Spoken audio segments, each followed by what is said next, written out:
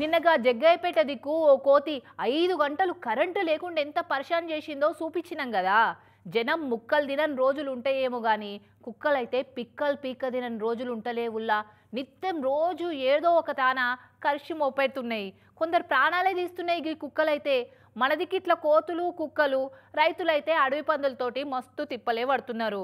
మన తాన గిట్లుంటే అమెరికాల ఎలుకలతోని నానా బాధలు పడుతున్నారంట. ఖరీదైన న్యూయార్క్ సిటీకి మామూలు సిటీ లాంటి లోకువా, ఇక అక్కడ ఎలుకలకేమో న్యూయార్క్ సిటీయే లోకు అయిపోయినట్టున్నది కదా. ఆ న్యూయార్క్లో ఏడ చూసినా మన ఇందిరా పార్కులో ప్రేమ జంటలు తిరిగినట్టే మనసులను పెనవేసుకొని తిరుగుతున్నాయట ఎలుకలు. ఇక అది ఎంత బాధ అంటే ఎలుకల బాధకి ఇల్లు గాలబెట్టుకునేంత చీదరైతుర్రట అక్కడ ఉండేటోళ్ళు. ఇంట్లో సామాన్లను కొరికి తినుడే కాదు, పెంట పెట్టి బోనస్గా ఇంటిల్లాదలో రోగాలు కూడా తెచ్చిపెడుతున్నాయట. ఇక అక్కడి పబ్లిక్ ఏమో మూషికాల బాధ నుంచి మాకు విముక్తి కల్పించారు మహాప్రభో అని సర్కారు వాళ్ళకు మొరబెట్టుకుంటే, అవి కూడా జీవాలే కాబట్టి వాటిని చంపిన పాప మనకెందుకని తెలివిగా ఓ ప్లానింగ్కి వచ్చిరట.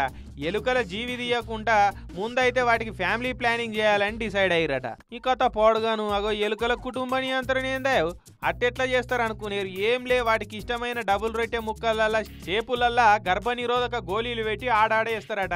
ఇక అవి తిన్న ఎలుకలు పిల్లలు చేయకుంటుంటాయట. దాంతో ఎలుకల సంతతి విరగకుండా అవుతుంది, ఎలుకల బాధ తప్పుతుందని ప్లాన్ వేసారట. ఎలుకలు అన్నిటిని కొట్టి చంపుతున్నాయి, పెంట పెట్టి గబ్బు లేపుతున్నాయంటే వీళ్ళేందిరో బాబు ఎలుకలను దొరకబట్టి ఫ్యామిలీ ప్లానింగ్ చేస్తామంటుర్రని జనమేమో నెత్తి కొట్టుకుంటున్నారట. చూడుర్రి, అమెరికాలనేమో ఎలుకల బాధ, ఫ్రాన్స్ దిక్కేమో నల్లుల బాధ, మనకానేమో కుక్కల బాధ.